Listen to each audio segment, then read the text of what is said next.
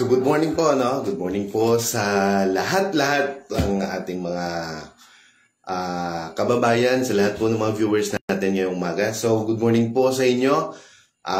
This November, no? November, I don't know kung anong date natin ngayon. So mayong aga sa tanan, no? Luzon, Visayas, Mindanao. We are now again live, no? In Facebook. So, may the Lord bless you. And again, no, I'm gonna share with you the Word of God, no, for today. And I hope na may aragid, no, minsayang Ginoo para sa inyo. So, mayong aga, no, sa inyo tanan. So, kung sino man ang maabot, no, or makatanaw sa sining video, may the Lord bless you. And also, kung ano ba talaga, no, yung purpose, yung mensahe, no, ng Diyos sa inyo. And then, sa lahat po ng mga taga-Pigawayan, no, or karatig town po ng bayang ito, no. So, this coming December, no, alam ko, no, ito po yung month na talagang inaasam-asam, no, ng lahat, no, ng buong mundo, no, especially in gathering with friends, with tawag nito, yung family, no, in times, this is the time of giving, sharing, no, loving. So tamang-tama, no? Dito sa Pigawayan, hindi naman po kalayuan. So, we have there also, no, Janelle's Rocks Haven. So, they are happy to serve you there, no, in that place. And then, napakaganda po ng place. Hindi lang po yung place, even yung ambience, no, ng lugar, no. Especially, lahat po ng mga staff doon, no. Hindi lang po ang Janelle's Rocks Havens, and resort, no. Nandyan din po, no, malapit lang yung Robbie Reeds, no. Ako po yung nagpapasalamat, no, sa kanila, no, Adventura family, and then Armada family, Villa family, or nandun din, no, malapit lang yan. So mga ilang metro lang yan ang layo, no, ng Lily's View Cafe. So kung gusto niyo po, no, na makita ng ng mga tawag nito, yung mga clouds doon, or sea of clouds, or no, yung mga green, no, na makita natin doon sa Lily's View. So they can offer you something then, no, mga food, no, siguro yung ang namidra lupe, kagano, kape, no. Pero then, no, malapit lang ng kaunti, no, doon po sa Janelle's Rocks Haven. So, maganda po doon, lalong-lalo na po, no, yung, hindi lang po doon sa, no, sa may main talaga yung rocks doon, but even doon sa medyo taas ng konti, dahil, maganda po yung hangin, at makita nyo po yung Barangay Sarmiento, parang, yung karagatan po, no, ng Parang, no, or Cotabato, no, yung Cotabato City, yung Marshland, no, at saka yung yung buong Pigawayan, no, Sangkalupaan, Mitsayap, at saka Libungan, makita po yan doon. So mas maganda pag gabi, no, kasi makita mo lahat ng lights, no. So hindi naman po yan masyadong malayo, no? Kung dito ka po sa Pigawayan, siguro mga 15 minutes or 20 minutes, at saka konkreto na po yung kalsada, no? Sementado na yung kalsada, no? Halindira sa Banger, hangtod doon, no, dito sa taas, no, sa Barangay Kimarayag, no, sitio po yan dyan sa Barugkot. So this coming December, I know, isa yan sa mga spot, no, na alam naman, punta pa tayo dun sa malayo, no, meron naman tayo dyan, no, ganun, pareho lang naman yung place doon, at napakaganda, walang traffic, no, at hindi masyadong mahal, no. So you are all invited, no, and they are happy to serve you there, no? Especially the staff dun po sa Janelle's Camps Havens Resort. Janelle's Rocks Haven pala, and then Lily's View and Rubber Ridge. No? And also, no, kung gusto nyo doon sa Alamada, no, meron din doon, Camps Heaven. So, mga 4 hectare more or less po yan. So, that place, no, can accommodate nyo siguro malaki, no? Even 250 to 500 to 1,000 kaya nun. Pero, limitado lang po because of this pandemic. So, you are all invited, and masaya sila, no, na serbisyuhan kayo doon kasi own po yan, no, ng mga Armado family, no, as well as to our Pastor Neil, and also Aventura family and Sister Ada, no. So maraming salamat po, no, sa lahat po ng mga viewers, at pasensya na kayo, hindi ako naka-attend ng last time, Thursday, ng prayer fasting together with my wife.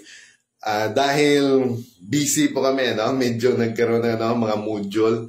So, ganun po, no? So, okay lang po kami, no? Huwag kayong mabahala. So, because I know that we are serving a great God. No? He is omnipotent, omniscient, omnipresent, no? A loving God, no? He saved us, no? And then He is the Alpha and the Omega. He is Jehovah Rapha, and He is the King of Kings and the Lord of Lords. So He is a great God. He is the great I am. So thank you po sa lahat. So for this morning, for this early morning, so I'm gonna share with you again the Word of God according to Psalm 91.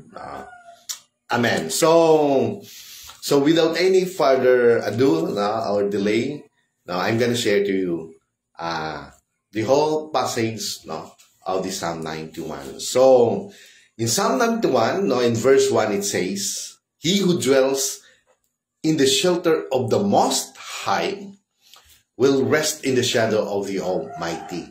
So kung sino man ang magpasakop sa silungan ng kataas-taasang ng ating Panginoon will rest in the shadow of the Almighty. I will say of the Lord, He is my refuge and my fortress. Siya po ay aking kanlungan or silungan and my fortress. So surely, hindi lang po He will going to save you. So the main word here is dwelling, or dwelling. If we dwell in the most high, the most high you're dwelling, kung doon ka po magpasakop, amen, lahat po ng magagandang bagay, all the promises of our Lord Jesus Christ, of our God, ito po yung mangyayari, yung mga kasunod na mga verses po, amen, sa ating buhay. So, sabi niya, surely He will save you from the fowler's snare. So, surely, ililigtas kanya sa mga patibong, and from the deadly pestilence. Amen. Even this kind of situation, even this pandemic, ito po ngayong mga nangyari ito, alam naman natin na parang nagdi-decline na, bumababa na, lalong-lalo na hindi na nga minsan nandun sa isipan ng tao because iba na po yung iba na po yung nandun sa ating isipan. So surely He will save you from the fowler's snare and from the deadly pestilence. Yun po ang pangako ng Diyos. He will cover you with His feathers, with His presence, or His presence. Amen. And under His wings, under His authority, under His presence, under His protection, amen, you will find refuge. His faithfulness will be your shield and rampart. So, next, ano po yung sabi? You will not fear the terror of night, So, hindi ka po magkaroon ng takot sa mga kilabot or sindak of night, sa gabing yan, amen, nor the arrow that flies by day, nor the pestilence that stalks in the darkness, nor the plague that destroy at midday. So, even sa gabi, even sa araw, midday, or anuman klase or 24/7, He's telling us that He loves you, and then His protection is upon you.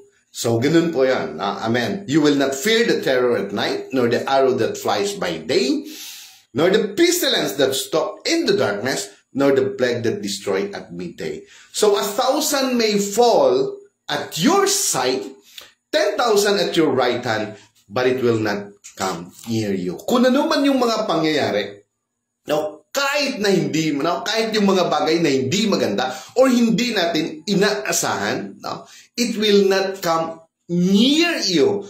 Kung the Most High, doon po tayo nagpapasakop. Kung doon po tayo nagpapasakop sa kanyang kanlungan, sa kanyang presensya, sa kanyang silungan, sa kataas-taasan, which is our Lord Jesus Christ, our God, and we trust only in Him. So yun po, 24/7, nagkakaroon po tayo ng protection. 24/7, nandun po ang kanyang presensya. And then every day, He will going to bless us. Amen. Hindi lang po sa lahat, hindi lang po na kung anong bagay, pero sa lahat po ng bagay and in every area sa ating buhay. So, and then sabi niya, it will not come near you. You will only observe with your eyes and see the punishment of the wicked. So if you make the Most High your dwelling, again, He's telling you, kung siya po, ikaw po, ay gagawin mo po na ikaw po ay magpapasakop sa Kanya. Even the Lord who is my refuge, then no harm will befall you. Wala pong pinsala na sumapit po sa iyo, sa iyong pamilya, sa iyong buhay. Amen. No disaster will come near your tent. Near your tent or even in your area, in your home, o kahit wala pong lalapit sa inyo. For He will command His angels concerning you.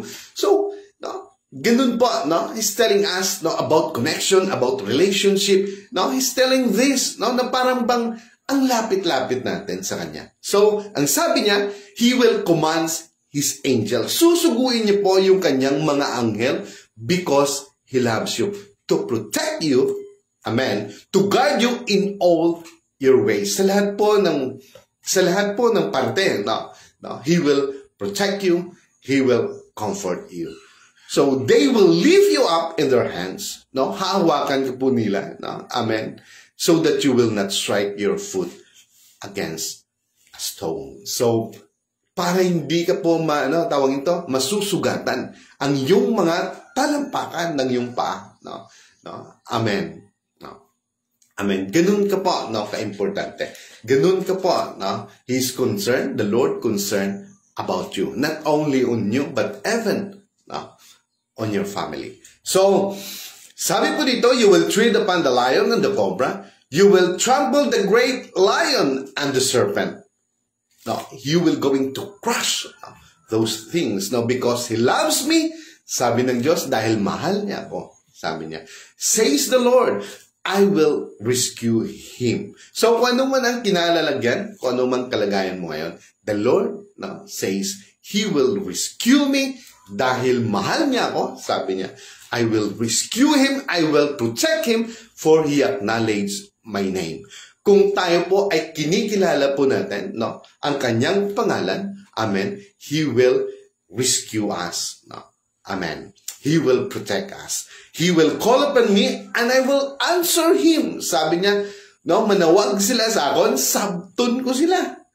Amen. And I will be with them in trouble.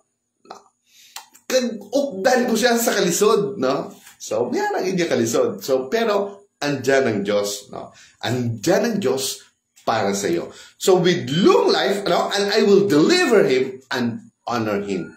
No, luwason ko siya. Kag padunggan siling sa Ginoo. With long life will I satisfy him and show him my salvation. So long life, no, hindi lang po tayo bibigyan ng Diyos ng mahabang buhay, no, long life with full of many good days. No, hindi po bad days. Amen. No, satisfying na buhay. Amen. Full of good days, increase. Amen. Now, hindi po, what is the use of life? No, kahit na mahaba pa yung buhay mo, kahit na, no, malawak pa, no, pero kung puno naman ng mga hindi maganda, no, bad days increase, no, wala rin kwenta yun, no, amen. Kaya nga, if you make the Most High your dwelling, no, place, dandun ka po nagpapasakop, no, sa Kanya, lahat po yan, 24/7, He will going to rescue you, He will going to bless you, He will going to, no, lahat ng bagay, lahat ng kahit na sickness or kahit na pestilence or plague, it will not come near you. Amen. You will only observe and see with your eyes the punishment of the wicked. Sabi niya nga kanina.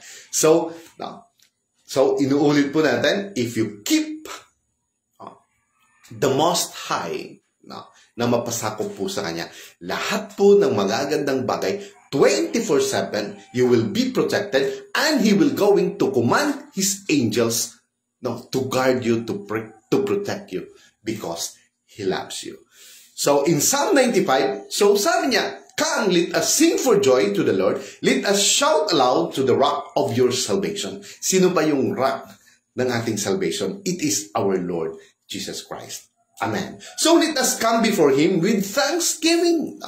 Sa buhay po natin, every morning, every day, every minute, every seconds, we should come before Him with thanksgiving. So magpapasalamat po tayo sa Kanya and extol Him with the music of song. Alam naman natin that if God is with us, and nararamdaman po natin yung Kanyang presensya, ang Kanyang mga provision, ang Kanyang blessing, alam po natin in our heart, mayroon po tayong kanta. Amen. So, amen. And then for the Lord is the great God, He is the great I am, the great King above all gods. Amen. In His hands are the deeps of the earth, and the mountains' peaks belongs to Him. So lahat po, siya po ang nagmamayari. Amen.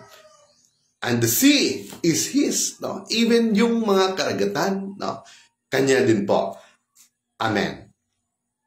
For He made it, and His hands formed the dry land. So, ibig sabihin, lahat po ng sangkalupaan ay siya rin po ang may gawa. Sa Kanya po lahat. Amen. Ng bagay. So, come, let us bow down in worship. So, kilalanin po natin ang Diyos. So, yun lang po ang gusto ng Diyos, na we will going to acknowledge His name and we worship Him.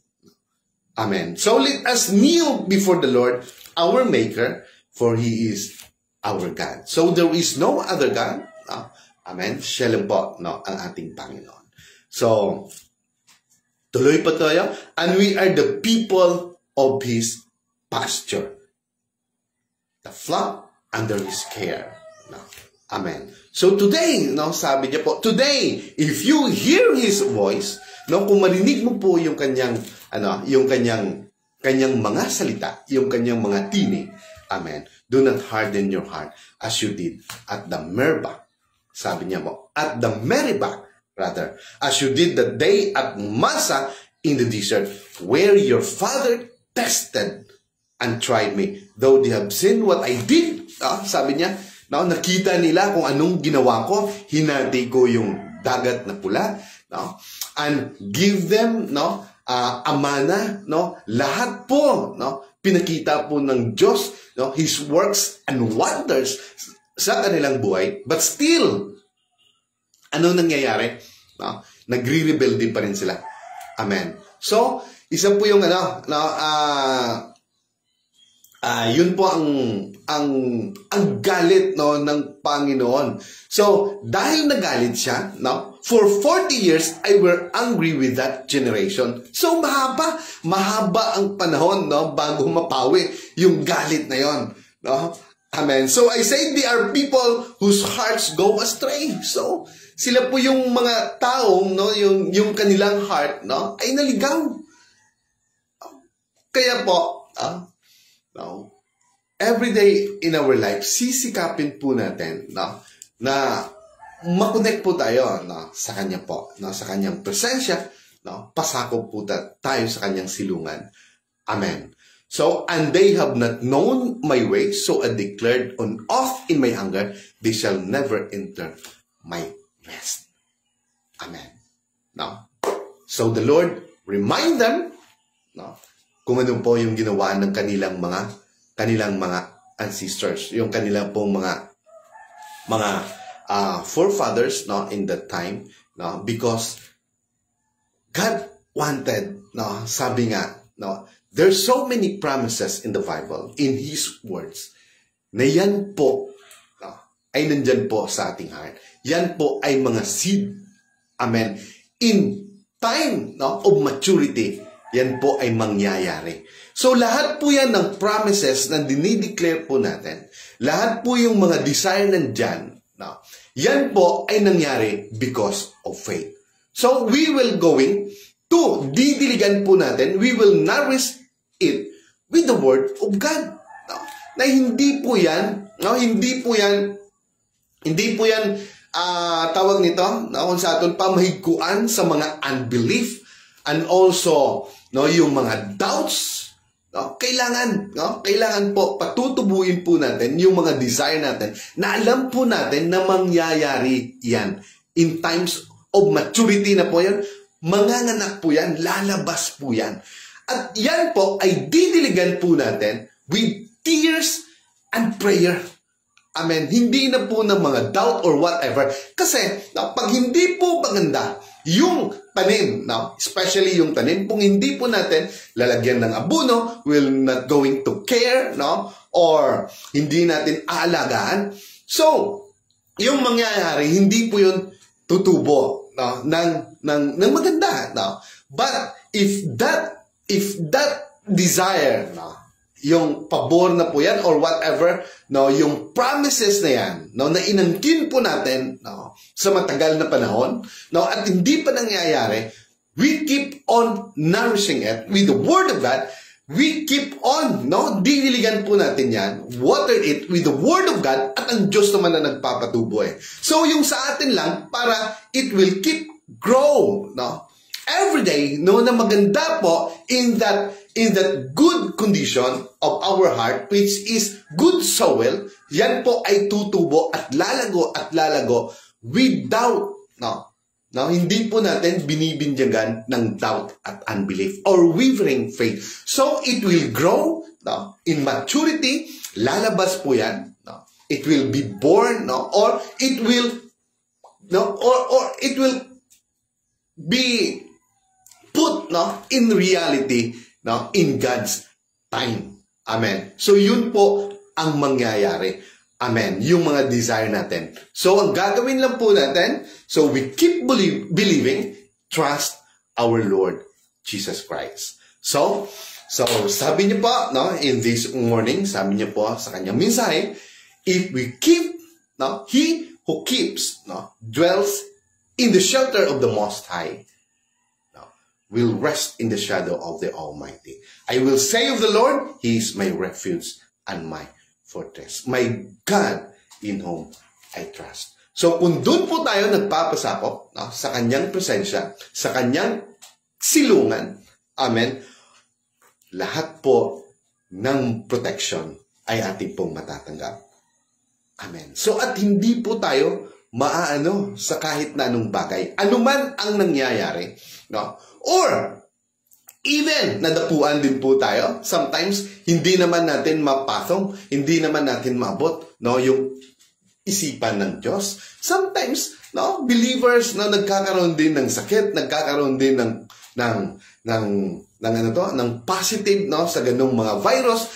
Pero because of what? Because the Lord will going to use them to testify how good, no, ang Diyos sa ating buhay. So, ganun lang, no? Ganun lang. So lahat po tayo, no, as being a born Christian, dapat po magbunga tayo ng born again din na Christian. So, no, and then they will going to multiply, no, rapidly, no, mabilis po, no, as being, yun po ang pinaka-purpose ng ating buhay. So, this morning, no, maraming salamat po sa inyong lahat, and I thank God, amen, that andito naman po tayo, no, God has given us His grace, His wisdom, His knowledge, and also burden also to share His word for this morning. So, maraming salamat po, no? At sa lahat po ng mga residente ng buong Pigkawayan, no? At sa lahat po ng mga to all our viewers, no? Especially, no, in Baguio Church, sa lahat po ng mga Pentecostals, and also to all LM, men, youth, especially to our Pastor Nila Cuesta, to our teacher Melody, at sa lahat po ng mga viewers. Amen. So maraming salamat po sa inyo. May the Lord bless you. Amen. Now He will command His angel to protect you because He is concerned, no, kung ano man ang issue doon sa buhay nyo. Amen. So, sabi ng Diyos, 24/7, no, whatever, no, pestilence, deadly pestilence, plague, or, no, or kahit na, no, or in sickness, or whatever, no, na makapinsala po. But sabi ng Diyos, it will not come near your tent. No? Amen. Now, 1,000 may fall at your side, 10,000 at your right hand, but it will not come near you. Ang sabi niya po, because He is concerned on you and He loves you. So don't be worried now for this day because God will provide, no, and protect you because He loves you. So, sa lahat po ng mga Ilonggo, no, there is a Pigkawayan, especially these towns, this town of Pigkawayan, this place. Now, I know the Lord will going to encamp, no, or encamp thousands of His heavenly forces, no, to protect this place, and also, no, amen. Now, may the Lord envelop His presence also in this place. So, good morning po, no, sa lahat po ng mga government officials, amen, to all the authority, may the Lord bless you and protect you, and all the business sectors, no, sa lahat po ng mga nagninegosyo, sa lahat po ng mga residente, no, ng buong Pigkawayan. So, maraming salamat po sa inyo at sa lahat po ng mga classmate ko po who work in abroad. So, may the Lord bless you and even your family, no, kung saan man sila naroon. So, maraming salamat po. No, God bless everyone and good morning once again. So, thank you po. No, amen.